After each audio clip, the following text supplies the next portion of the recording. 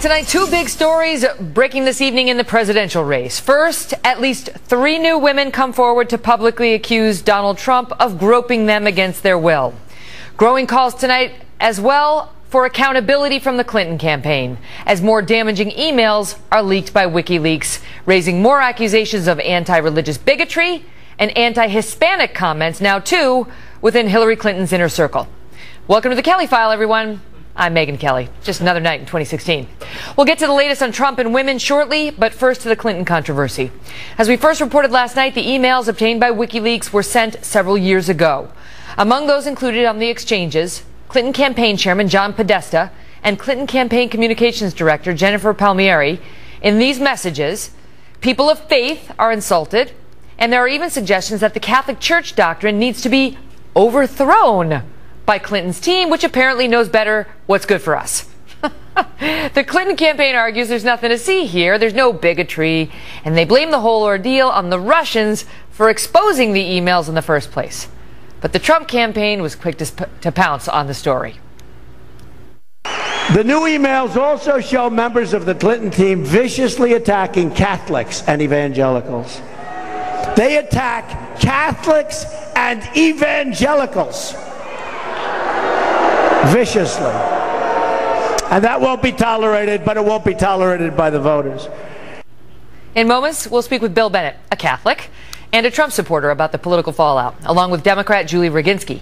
But we begin with Trace Gallagher with the late-breaking developments live from our West Coast newsroom. Trace? Megyn, the newest batch of leaked emails is from 2012, a time when the U.S. Conference of Catholic Bishops was strongly opposing a mandate in Obamacare that called for federal funding of contraceptives. In an email to now Clinton campaign chief John Podesta, Sandy Newman, the president of the liberal group Voices for Progress, writes, quoting, "There needs to be a Catholic spring in which Catholics themselves demand the end of the Middle Ages dictatorship and the beginning of a little democracy and respect for gender equality in the Catholic Church." Newman, who's Jewish, goes on to admit that he's not qualified to be involved and doesn't know how to, quote, plant the seeds of the revolution. But John Podesta responds by apparently assuring Newman that the revolution is underway and that he is helping to push the progressive agenda on the Catholic Church. Quoting again, "We created Catholics in Alliance for the Common Good to organize for a moment like this, but I think it lacks the leadership to do so now. Likewise, Catholics United, like most spring movements, I think this one will have to be bottom up." When the first bunch of Catholic bashing emails was leaked, criticizing our boss, Rupert Murdoch, for raising his kids Catholic and calling conservative involvement in the Catholic Church, quote, an amazing bastardization of the faith, we noted that John Podesta, who's Catholic, did not respond. But the current Clinton campaign communications director, Jen Palmieri, apparently did, writing, quote, "I imagine they think it is the most socially acceptable, politically conservative religion. Their rich friends wouldn't understand if they became evangelicals." Palmieri says she doesn't recognize the email, but then she was pressed on whether she actually wrote it. Watch. I said I didn't recognize it, but moreover, we are not checking, we're not going to fact check each of the emails that were stolen. Little struggle there. The conservative group Catholic Vote, which claims 500,000 members, is calling on Palmieri to resign. Quote, "Catholics will be watching Hillary Clinton to see whether she thinks our religious faith should be respected or whether it's fair game to mock us." The former U.S. ambassador to the Vatican, Jim Nicholson, says no religion should suffer this kind of denigration, and neither should Catholics. The Clinton campaign accuses Trump of colluding with Russia on these leaks. Former Trump advisor Roger Stone reportedly says he has back-channel communications with WikiLeaks but does not coordinate with them. Megyn. Trace, thank you. Joining me now, Bill Bennett. He served as Secretary of Education under President Reagan. He's the chairman of Conservative Leaders for Education. Bill, good to see you. Thank you. Jennifer Palmieri, I mean, this is her on the inner circle with Hillary Clinton now. And her statement today on whether she was caught red-handed bashing Catholics. Let's just play it again and let the audience make up their minds about whether this is a truth teller in this moment. I said I didn't recognize it, but moreover, we are not checking, we're not going to fact check each of the emails emails that were stolen. You tell me, Bill, your thoughts. What'd she say? The Russians did it? The Catholics did it? The Pope did it? Look, this crowd has been anti-Catholic for a long time. This is leftist anti-Catholicism. These are transatlantic agnostic progressives. They do not believe in things like the authority of the Catholic Church. Now, as a conservative, I worry that the age of Clinton has been with us too long and may last even longer. But I got to tell you, I think the Catholic Church will outlast the Clintons, and I think it will be around when they are long gone. This notion of uprooting thousands of years of Catholic doctrine. Revolution. We know what this is about. Well, it's the Catholic teaching on marriage, on same-sex, on contraception, and most of all on abortion. They just can't stand that. Catholics, I hope, will take note of this. Their faith is being attacked, their faith is being disparaged, and they should react to it. Can you imagine if this kind of talk were heard inside the Trump campaign about Islam? Well, I can't imagine, but if it were, heads would roll. They'd cut heads off, I imagine, in the proper fashion. But no, I mean, it would be crazy. Look, Michael Novak, a distinguished man, thinker, and Catholic, said there's one acceptable form of bigotry left in polite society in America, and that's anti-Christianity. And Catholicism, in its original form, is much hated. They would like to do away with it and its teaching. But others have tried, stronger parties have tried, and haven't prevailed against Rome. Is she going to be able to get away with, I don't recognize that? That's a non-denial denial. I don't recognize it. Well, let me tell you, we put an email on the screen on Friday that we got fooled. It was a bogus one about Hillary allegedly calling some Bernie supporters buckets of losers, which we corrected immediately before the show ended. They were very quick to tell us when we had it wrong. They didn't call up and say, we don't recognize that one. They said, that's a fake, and it was our bad. We made a mistake. I don't recognize that as not a denial. And you tell me whether, given the amount of people involved in this exchange, including the campaign chair, they need to come out and apologize. Is it so hard? I mean, say what you will about Trump and the women, and he needed to apologize, but at least he made an effort. Sure. He did. No, he did. He apologized, but they won't. Look, they'll stall. They're looking at the numbers. They like the way the numbers look. Just stall. Rope-a-dope, run out the clock. Down the ball, throw it out of bounds. They won't admit to any of this. But the more that comes out, the more we see the heart and soul of this party. This is identity politics, and this is the underbelly of identity politics. People who don't agree with us are backward. They need to be educated. We need a revolution. And boy, that may be coming with the reign of Hillary Clinton, should that, God forbid, occur. Well, I got to ask you about that before I let you go, Bill, because you've been a very strong supporter of Donald Trump. You've been an honest guy. You've supported him, but you've admitted when he's misstepped. And this weekend, in the wake of that Access Hollywood tape, you tweeted out, or you said publicly, it's a shame, a crying shame, but he can't win. He should step down. I hate to say it, but it's over. Do you still believe that? Well, it's not over. He's not stepping down. I feared it might be because of the play the media was giving it. I do think he responded to it well, and he had a good debate on Sunday night. Mine was an empirical judgment based on the facts, based on what I thought the media would do with it, and they have done that with it. And of course, sex overcomes venality. It overcomes anti-religious, anti-Catholic bigotry. But I think the way that situation developed in the debate helped Donald Trump a lot. I thought at the moment that Mike Pence, as the head of the ticket, might prevail, might do better. But that's impossible now. Those ballots are out there. Stick with Trump. This is still possible. It's hard because of the way the thing has been played and because of Trump's mistakes, frankly, many of them. But when you listen to what the Clintons are up to, and what this campaign is up to, and how intolerant and bigoted these people are, we can see what the stakes are, Megan. Okay, and I got to squeeze this one in before I let you go. Back in the 90s, when Bill Clinton was being accused by all these women, your brother, Bob Bennett, a famous lawyer, was Mr. Clinton's defense lawyer. You were out there criticizing Bill Clinton. Your brother was out there defending him. It was an interesting dynamic. But what do you make now of Trump's attempt to resurrect the claims of Paula Jones and Juanita Broaddrick and Kathleen Willey? I don't know how much impact it has. You got to remember, audio tape has a palpability to it. People hear it. They hear it over and over again. If you had audio tape or videotape of Bill Clinton with Juanita Broaddrick or with Monica Lewinsky or with Kathleen Willey, he wouldn't be standing up in public today. That's the age in which we live. That's the information age. I think you'd agree with that. But I'm not sure how much impact that has. People don't know what he's talking about when he talks about Bill Clinton. To many young people, this might as well have been the Middle Ages. I feel old. I don't know about you, Bill. Good to see you. Go. Good to see you, Megan. Always good to see you. Thank you. All right, I love that. Also with us tonight, Julie Roginski, a Fox News contributor and Democratic analyst. Julie, good to see you. Great to see you, Megan. You know, you were on the show railing about that Star of David. It looked like a Star of David. Yep. Trump said it was a sheriff's star in one of his tweets that he retweeted calling her crooked Hillary. Do you see this as anti-Catholic bigotry by the Hillary camp? Well, I see it as Catholics discussing what they consider to be a reformation in their church. And by the way, Pew just came out with a poll a few weeks ago saying exactly the same thing, that the attitudes of American Catholics, this is not a value judgment by me. I'm not Catholic. I certainly have no right to judge anybody in that sense. But what the majority of Catholics in this country feel seems to be very similar to what they're talking about and seems to be very dissimilar from what the Vatican is saying. I'll give you an example. 89% of American Catholics think that contraception is morally acceptable. 65% think employers shouldn't opt out of the law based on religious objection. You have 64 thinking homosexual behavior is not morally wrong.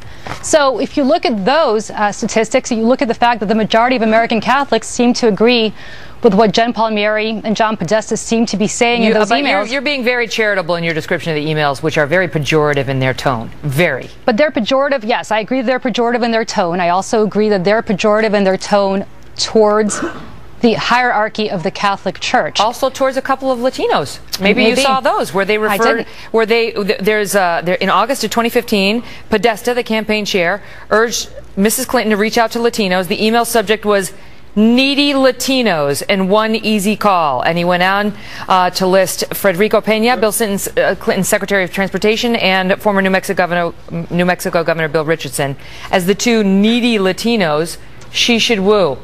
Well, I don't know what sense he meant it. Are they Latinos that necessarily wanted to reach out to her and weren't getting the respect? Characterization of the, the Latino, they're just the dismissiveness. Now, you know, if you saw that in a Trump camp email, you'd be going nuts on them. I actually, Megan, I have to say this. On Latinos, I agree with you. On the Catholic thing, it's a little different. And the reason I took such offense to the Star of David tweet is because that's my faith. That's what I believe and that's what I know. Yeah, but you gotta look out for all. I mean, if you defend one person of one religious belief and the attack on it, then you should be charitable toward all of them. I am charitable, as I said, towards the fact that this seems to me from polling, and again, not my personal view, but it seems to me from polling, the vast majority of American Catholics seem to agree with their view on where Catholicism should be. You know what, but I'm Catholic. I've lived as a Catholic my whole life, but I haven't heard my fellow Catholics speak so snidely about our faith other than in this email. But are they speaking snidely? They talk about it in a way that's hopeful, that's maybe somewhat regretful, but not with disdain about our church and our beliefs. I don't know that was seen as disdain, whether it was seen as a revolutionary. They were mocking Rupert Murdoch for having the nerve to baptize his children Catholic. That's different. They were mocking Rupert Murdoch, and that's, as you and I both would agree, that's not acceptable. But they're not mocking, I believe,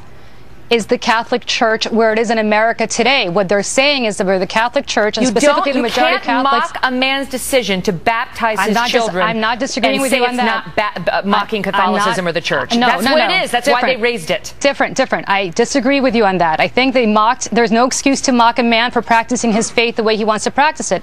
Let's take Rupert Murdoch out of this equation. I think it's wrong to mock people who believe contraception is morally wrong. I think it's wrong, I'm pro-choice, to mock people for their pro-life beliefs. What I do think there's a big difference here is that what they're saying is potentially and actually in step with what the majority of American Catholics believe. The tone you already made that point. We already discussed that. Now you're repeating yourself. But the point is that these people who want Trump out there apologizing for everything he did, and he's taken a lot of criticism for not doing that. God forbid, they said, they don't even have to send Hillary out there. Why don't you send your director of communications out there to just own what she said and apologize to the millions of American Catholic voters who you're trying to solicit votes from in this election? Well, I'm stealing the last word. I got to go. See you later. Love you, mean it. Bye. Well, as you heard at the top of the hour, not only does Team Clinton think that they know who's behind these hacks, they think Vladimir Putin and the Kremlin are working hand in hand with the Trump campaign. And there's a developing story on that accusation tonight. Carl Higbie and Nomiki Konst are next on the Cold War claims emerging in 2016. Plus, we'll have the breaking news on a series of ugly new allegations about Trump and women coming out this evening. See what the Trump campaign was on edge about all day today and what they're saying tonight. A robe on or any sort of clothing or anything. Some girls were topless, other girls were naked. More now on our top story tonight as the Clinton campaign and the Democratic Party try to deal with a flood of embarrassing email leaks by refusing to discuss the contents of the leaks. Instead, they're suggesting the whole thing is about the Russians and the Trump camp, they claim, working together. This whole effort is led by the Russians ones that orchestrated this hack. Russian interference in this election and their apparent attempt to influence it on behalf of Mr. Trump is, I think, should be of utmost concern to all Americans. And it's more than just the Clinton campaign. Now the White House is involved. Kevin Corke has more from Washington. Kevin? Hey, Megan, good evening from the White House. Another near 1,200 emails dropped today by the website WikiLeaks. These purportedly belonging to Clinton campaign chair John Podesta, a real blockbuster here in the nation's capital. And it's just the latest in the ongoing hacking controversy, which White House officials today said points squarely at the Russians. And while Press Secretary Josh Earnest wouldn't exactly say how the administration would respond, he did promise they would. But what we surely will do is deploy all of the necessary resources to protect our system and to prevent the Russians from succeeding in their attempt to undermine our political system. While Russian President Vladimir Putin said it doesn't matter who leaked the information, it's the content that's most important. Experts here at the White House were telling us today this is frankly a new page in the old KGB playbook. The fact that they even can sow some distrust, which is precisely the Russian way. They used to refer to it as kompromat, or compromising information, or maskirovka, deceiving others of their activities. This is part and parcel of what we've seen KGB tradecraft during the Cold War. Megan, Secretary of State John Kerry is expected to raise the issue once again on Saturday when he meets with his Russian counterpart in Switzerland. To what effect, of course, remains to be seen. Megan? Kevin, good to see you. Joining me now, Carl Higbie, former Navy SEAL and Trump supporter, and Nomiki Konst, a former Bernie Sanders surrogate and host of The Filter on Sirius XM Progress. So Nomiki's getting over the fact that this was not leaked during the primary season when Bernie was still in the race, but it wasn't.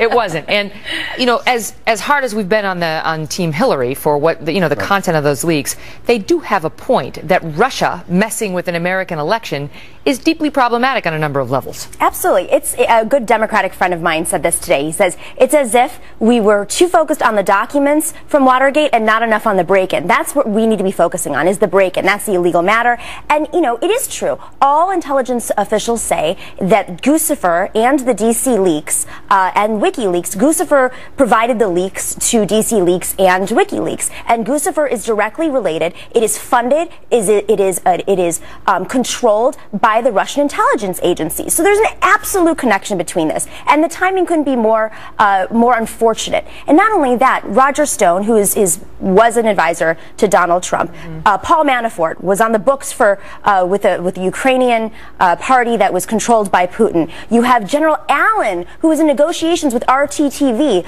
a television agency that is funded by the Russian government. All of these people are advising Donald Trump, have advised Donald Trump, are currently advising Donald Trump, and not only that, Donald Trump says this was just done by hackers. How do we know it wasn't some 400-pound guy in his basement? Well, he got a national security briefing. That's how we know. He's been informed. You know, when Putin comes out and says it doesn't matter who leaked, just what does it matter?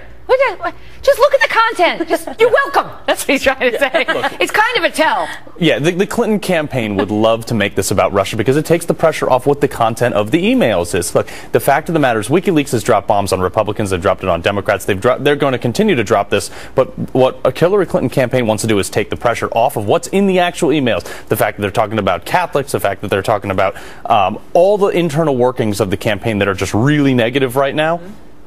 it's not going to work. But what do you make of the fact that Roger Stone, he's out tonight saying that he does have back-channel communications with WikiLeaks, but he doesn't coordinate with WikiLeaks, which makes it sound like the Trump camp, through this, former advisor and maybe current informal advisor, is working this. Well, I know Nomiki, but I don't have any back channels to the Liberal campaign. So, I mean, like, it's the same kind of thing. He may know somebody. He's saying he does have back channel communication. He may know somebody over there, but look, I don't think the Russians have anything to do with this. I think that's a completely ridiculous thing. Even people say that we have ideas that it is, but there's been no proof so far. Do you have any hesitation about, as I've said before, dining off the carcass of somebody's dead privacy rights?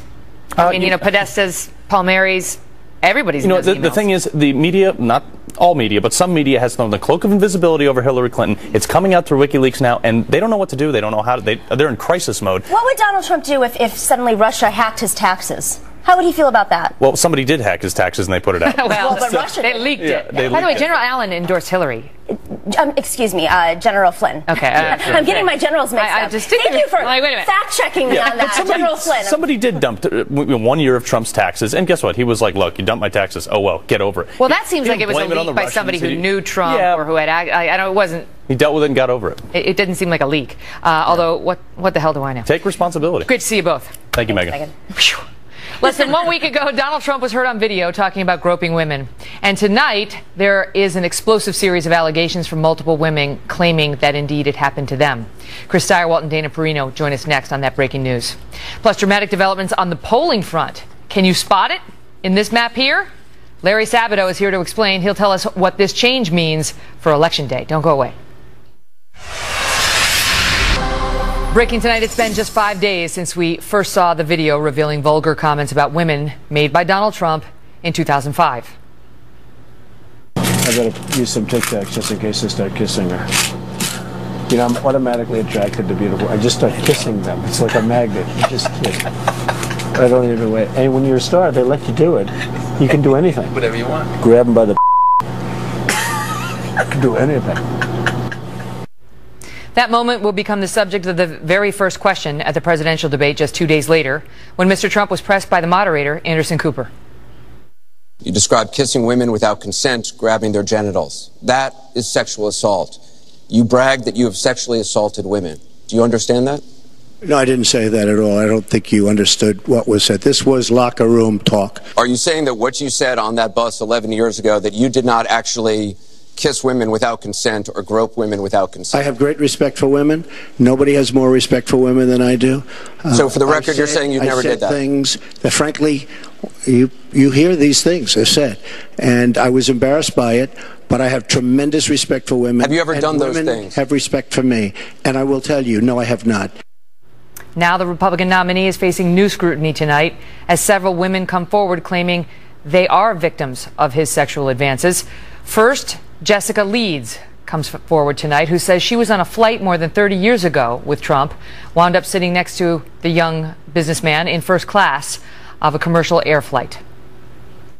It wasn't until they cleared the meal that somehow or another the armrest in the seat disappeared, and it was a real shock when all of a sudden his hands were all over me. He was like an octopus. It was like he had 6 arms. He was all over the place. And if he had stuck with the upper part of the body, I might not have gotten that upset. But it's when he started putting his hand up my skirt, and that was it. Another woman, Rachel Crooks, also speaking out to the New York Times, saying upon meeting Donald Trump in his building, she was just 22 years old, he, quote, kissed me directly on the mouth. She was a secretary at the time. Those accusations echoing the claim made by the former Miss Utah, Temple Taggart, who earlier this year recalled being kissed by Trump without consent, saying, quote, he kissed me directly on the lips. I thought, oh my God, gross. We're also learning, just as we come to air, that a Florida woman has now come forward, claiming to have been groped by Mr. Trump 13 years ago. She claims that he grabbed her backside against her consent. Joining me now, Chris Stirewalt and Dana Perino, co-hosts of Perino and Stirewalt. I'll tell you what, good to see you both. Hi, Megan. So, I mean, they say that, listening to him at that debate, say that it was just words and he never actually did that stuff he claimed to be doing on the bus. made them come forward, these latest three. Steyerwalt, put it in perspective politically, what this means.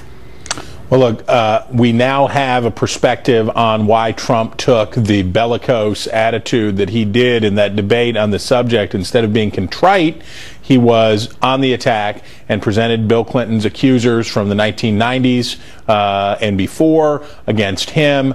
We now see why. The why is that they expected this, that they knew that this is going to be a race to the bottom and that there were going to be more allegations and more accusations of misconduct against Trump. So they're trying to steel themselves by bringing back these women from Bill Clinton's past. And there's another woman named Tasha Dixon, who was part of the Miss Teen USA pageant, who gave an interview today, and here's what she alleged. Listen. He just came strolling right in. There was no second to put a robe on or any sort of clothing or anything. Some girls were topless, other girls were naked. Our first introduction to him was when we were at the dress rehearsal and half naked changing into our bikinis. I'm telling you, Donald Trump owned the pageant for the reason to utilize his power to get, around beautiful women. Now, that's just an allegation, but it does track with what Trump himself told Howard Stern back in 2005. Listen. Well, I'll tell you the funniest is that I'll go backstage before a show. Yes. And everyone's getting dressed and ready and everything else. And, no men are anywhere. And I'm allowed to go in because I'm the owner of the pageant, and therefore I'm inspecting it. I'm inspecting. Right, I want to make sure that like everything is good. You're there. Yeah, the dress. Is everyone okay? They're standing there with no clothes. Is everybody okay? And you see these incredible looking women. And so I sort of get away with things like that. Dana? So this is a pattern, right? So he says that, he says to Billy Bush, he has said to Howard Stern, is that he loves being a star. Because when you're a star, you get to do things that, even if he's not actually doing them, right? He's like talking about it and bragging about it. And then his excuse is that, well, men do this and men talk like this in the locker room, which there's been a lot of men who have come forward and said, no, we don't. The Trump supporters and the Trump campaign tonight has said that this New York Times story is completely false. And they're questioning the timing of it. And threatening to sue the New York Times. They are. Here's the thing about that, though. They are expecting now for everybody that will be seeing these interviews with these women to not believe them. And one of the things they say in their statement is, how dare you reach back decades and look at possible sexual assaults from way before, like how could it matter? But the problem is, that's exactly what they are asking people to do when they're looking at Bill Clinton and having the women who have made allegations against Bill Clinton at the debate and doing events with them and doing interviews. I mean, now it's like they're trying to just muddy the waters. I don't know if I agree with Steyerwalt that they knew this was coming. Partly because of the angry denial that you hear Donald Trump make to the New York Times when he's on the phone with the reporter, calling her a disgusting human being for even reporting the story. Well, I mean, I don't want to go psychological on you, but they say anger is closely related to fear. So, there. I've become Dr. Phil. Let's speak about this in the larger sense, and I do want to underscore that Trump has denied these allegations. They're both campaigns are in a pickle because the Clinton camp wants to say, these women who accused Bill Clinton, he was never found guilty. They never had a successful lawsuit. It was 30 years ago. Well, these women, they never had a lawsuit. And the truth is that victims of sexual assault, victims of rape, victims of unwanted groping, they often don't come forward. They're humiliated, especially back in the day. They were told, move along, it happens to all women, you got to take it. It's a complicated because it situation. would hurt your career. That's right. It's a complicated situation. Though, I mean, the 22-year-old secretary in Trump Tower is like, it's Donald Trump. She calls her sister. It's not to say it's real. I don't know whether it happened or not. I'm just saying these matters are complicated. But what's not complicated, Steyerwalt, is how disgusting so many people feel about this election season and how grossed out they are by it. A feeling that was encapsulated by John Oliver a couple of nights ago. Watch.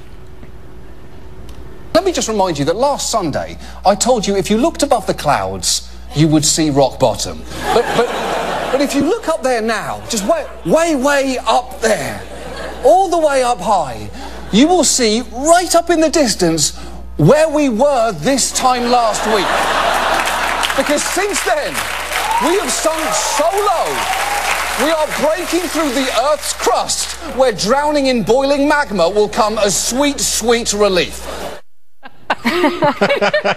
And it's true when you hear these allegations. Fact check, mostly true. And honestly, on Twitter the other day, there was a picture of somebody, at a Trump rally wearing a shirt that talked about the C word on Hillary Clinton, and there's been a few of these. And it just makes you feel bad. like somewhere Alexander Hamilton is weeping into some sort of a kerchief. Yes. He's like, remember back in the day when we did it correct, we just shot each other. And just shot each other in Weehawken, New Jersey. He's no one to judge, although he did die. He did die. He definitely died. Look, the thing for Trump is he has a choice. The political playbook says, now go destroy these women. The women have come forward to make allegations. Now go destroy them, discredit them, say they're liars, say they're crazy, say they're psychos, rip them apart. Unfortunately, the gambit that they and their campaign manager used was to try to shame Hillary Clinton for destroying the women who accused her husband. Interesting point. So they have put themselves in a heck of a box here because they need to destroy the credibility of these women, but it is the destroying of women's credibility that they're trying to hoist Hillary Clinton on. Meantime, before Dana, the polls that came out, this Marquette University poll out of Wisconsin today just shows a cratering with the women. Look at this. Saturday and Sunday, it was, look at the gender gap there that grew as the tape took hold, right? It hit on Friday, and it was 60% of women for Clinton, 33% for Trump, and it had been 45-36 just the day before, a closer margin.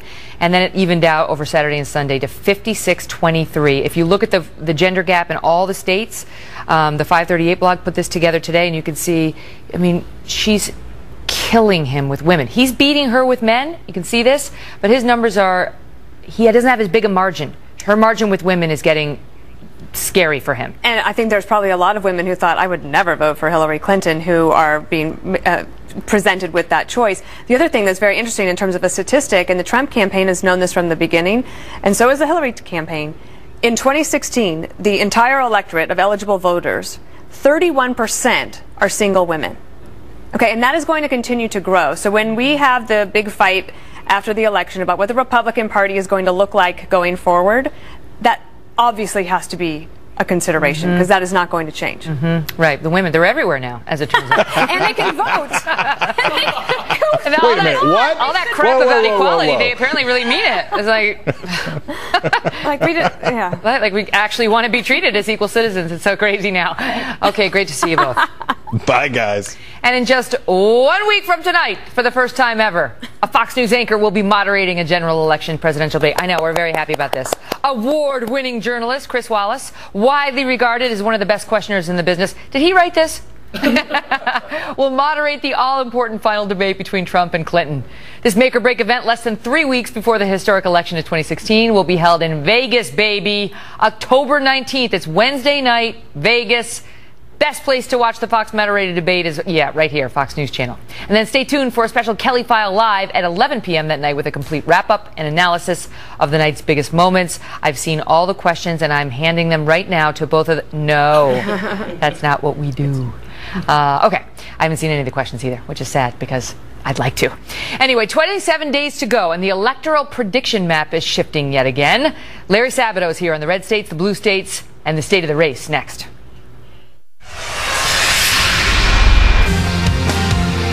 27 days to go, and tonight, a state that has voted Republican in every single presidential election since 1964 is now a toss-up. In a surprise development to some, Utah is now up for grabs on November 8th, according to the Fox News Decision Desk. We have Dr. Larry Sabato with us tonight on what the change means for Election Day, but first, we turn to Trace Gallagher to crunch the numbers. Trace? Megan, the primary reason Utah is now a toss-up is because Donald Trump is very unpopular with Mormons, who make up 60% of the state's voters. For the record, Hillary Clinton isn't exactly loved in Utah, which is why Evan McMullin is polling almost even with both Trump and Clinton. McMullin is an independent, BYU grad, and a Mormon. We should note this poll is from Y2 Analytics, and it's the only Utah poll released so far that was taken after the Trump-Billy Bush tape was released. And one poll says 94% of Utahns have seen or heard about the tape. In August, Trump had a double-digit lead in Utah. And for Trump, Utah is the canary in the coal mine. The last time the state voted Democrat was Lyndon Johnson in 1964, and now it's anyone's game. But even without Utah, the Fox News decision team says if Hillary Clinton wins the state's rated solid Democrat, along with the state's leaning Democrat, she'd come out with 307 electoral votes. She he only needs 270 to win the presidency. If Trump wins the solid Republican states, along with the states currently seen as leaning Republican, he would still only have 181 electoral votes. Here's the bigger problem for Trump. Even if you give him all the toss-up states, that still only puts him at 231 electoral votes, which means not only is Utah a must-win for Trump, he would also have to steal some states that currently lean Democrat. Megan. Trace, thank you. Joining me now with more, the director of UVA's Center for Politics, Larry Sabato. Great to see you, Doc. So let's talk about Utah, first of all. Is that real? Could that actually go Democrat? Well, when I saw it about 5 a.m. this morning, Megan, I figured my eyes weren't focusing. Right. And once I realized those really were the numbers, I thought a bunch of excess Californians had moved into Utah. They got lost. Utah...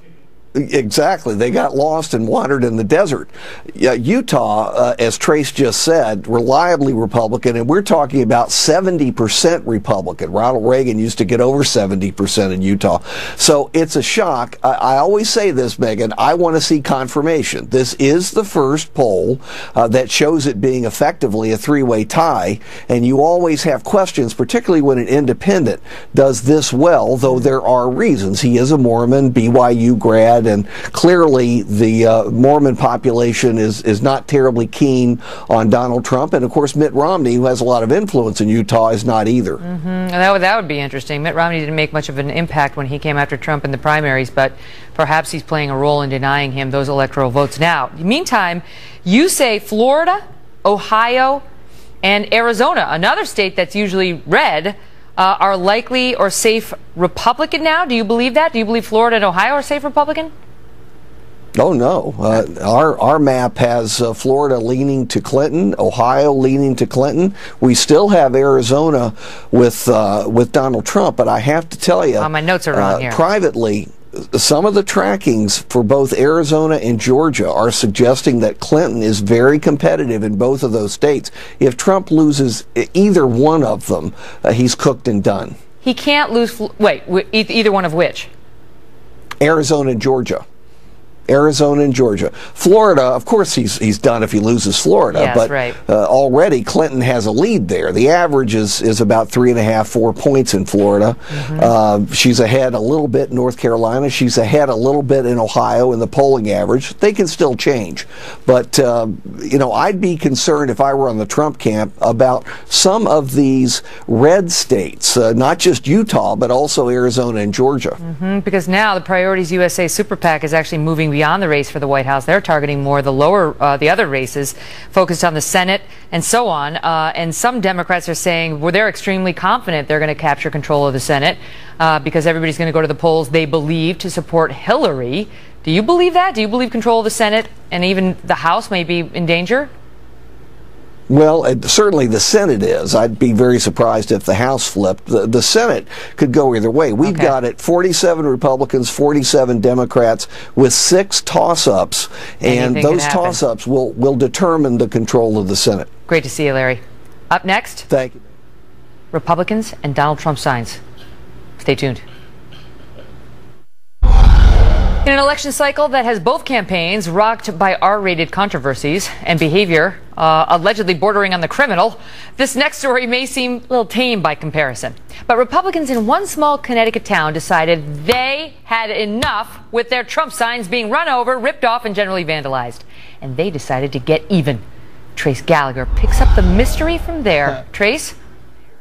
Megan, Wilton, Connecticut is a town of 18,000.